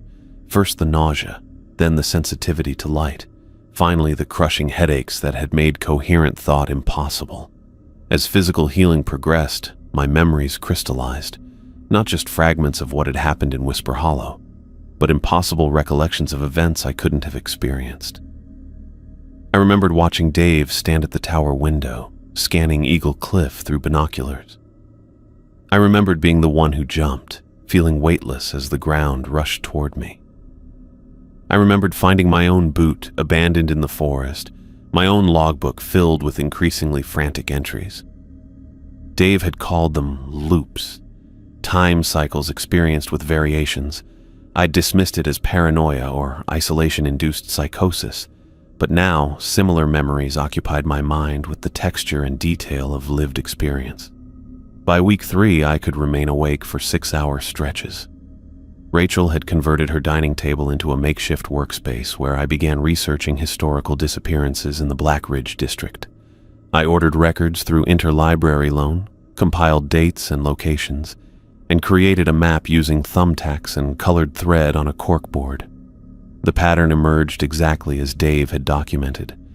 16 Forest Service employees had vanished in pairs over 47 years, always during July or August, always during or after electrical storms, always within the 12-mile diameter circle centered on Whisper Hollow. I expanded my research to include regional folklore, historical accounts from early settlers, and newspaper archives dating to 1872. The terminology varied: the watching people, forest ghosts, the boundary walkers, but descriptions remained consistent across centuries. Rachel worried. I overheard her phone conversations with my doctor. Phrases like obsessive behavior and possible post-traumatic delusion filtering through the thin walls. I couldn't explain to her what I barely understood myself, that something had fundamentally altered during that night in Whisper Hollow, changing how I experienced time and memory. 6 weeks after my rescue, an unmarked envelope arrived addressed in unfamiliar handwriting. No return address, postmarked from 3 states away. Inside was a single Polaroid photograph showing me standing beside a bonfire. The date scrawled at the bottom read July 23rd, 2023, the day I'd woken in the hospital. Dave should have been standing beside me in the image. The space where he would have been showed only a burn mark, as though someone had held a flame to that portion of the photograph until it blackened and melted. I turned the Polaroid over. Written in Dave's distinctive block letters were 7 words. "You broke the cycle, don't come back." The handwriting matched his logbook entries perfectly. I never returned to Black Ridge Tower. When my medical leave ended, I requested transfer to the Forest Service Archives Division in Denver, documenting historical incidents throughout the national park system. My supervisor attributed the career change to trauma response. I didn't correct her assumption. My research continued quietly, officially focused on historical record preservation while privately mapping patterns of disappearances across the western states. I found 9 locations with similar characteristics to Whisper Hollow. Places where conventional navigation failed, where time behaved inconsistently, where people vanished in pairs during storms. Sometimes on stormy nights, my radio would pick up transmissions consisting mostly of static punctuated by what sounded like Dave's laughter. I recorded each occurrence, noting date, time, and weather conditions. The pattern suggested correlation with astronomical alignments and electrical storm intensity. I keep the Polaroid in my wallet behind my driver's license. When people ask about the burn mark, I tell them it was a developing error. The lie comes easily now, part of a larger pattern of careful omissions that define my post-Black Ridge life. Some boundaries shouldn't be crossed, some patterns are better left unrecognized. In certain remote places, those who watch the forest are themselves being watched. This knowledge sits in my chest alongside healed ribs that ache before storms, a constant reminder that I experience something beyond the Forest Service incident report's sterile language. Dave saved me by choosing to remain behind. Sometimes I wonder if he's still there, caught in another cycle, watching another version of me through binoculars as I scan the forest for smoke signals and anomalies. I don't hike anymore. I avoid forests after dark. And every July 23rd, I burn a small fire in my backyard metal pit and watch the flames until dawn, making sure nothing emerges from their dancing light except shadows that behave according to the laws of physics. Nothing ever has, but I keep watching anyway.